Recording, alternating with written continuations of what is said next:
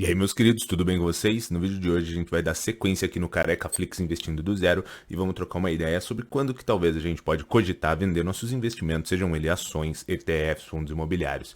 Então dá o like, se inscreve no canal e é claro que isso não é uma recomendação de investimento. Bora!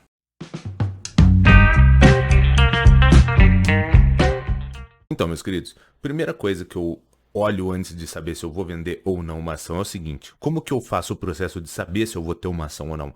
Geralmente eu faço uma pré-análise de investimento dos indicadores, efetuo o acompanhamento de como que a empresa está, aonde que a empresa quer chegar, o que que ela está fazendo para chegar lá. Então, isso daqui já é um bom norteador, porque se você sabe o porquê você comprou, você sabe o porquê você deveria vender. Então, se em algum momento ocorre um descasamento entre, poxa, eu olhei aqui, a empresa queria chegar do ponto A para o ponto B, e ela não está fazendo esse processo, ela está retrocedendo, ou ela não está conseguindo ter tanta eficiência nesse processo, isso já gera uma complicação. Por quê?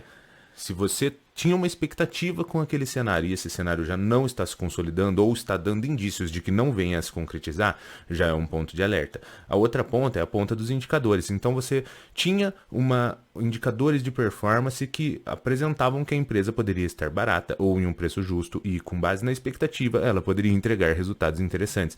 E daí você consegue ver que ela tem uma perda de performance na operação, não entrega resultados tão atrativos e você consegue visualizar que isso daí realmente é uma questão de ineficiência da empresa em sua questão interna e não uma parte de segmento ou de setor macroeconômico.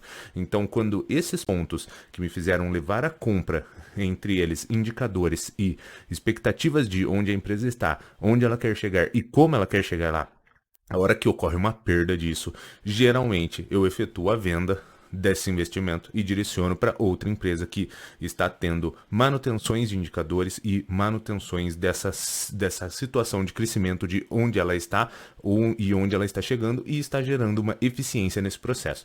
Então esse é o primeiro ponto que eu avalio. O segundo ponto é o seguinte: por mais que eu goste da empresa, goste do propósito e goste dos indicadores, se a empresa começa a ter uma valorização que eu comece a achar que ela está me dando uma exposição a risco muito maior, apesar de ela ser extremamente sólida, geradora de caixa e pagadora de dividendos, se ela tem uma valorização muito grande nas ações, que eu visualize que talvez ela se tornou um pouco cara, com base nos indicadores e com base no propósito da empresa, eu cogito efetuar a venda desse investimento para reduzir um pouco dessa exposição a risco, caso eu ache que ela extrapolou um pouco nos múltiplos e ficou um pouco cara frente ao que ela entrega.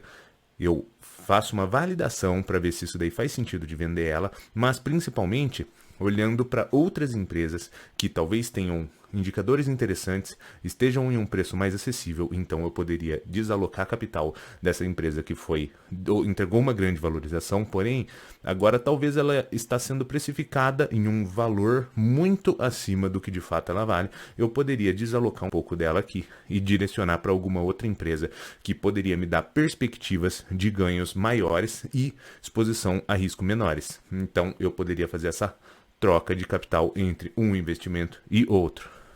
A terceira ponta é uma ponta que, infelizmente, ninguém quer passar por isso, mas às vezes acaba acontecendo, né?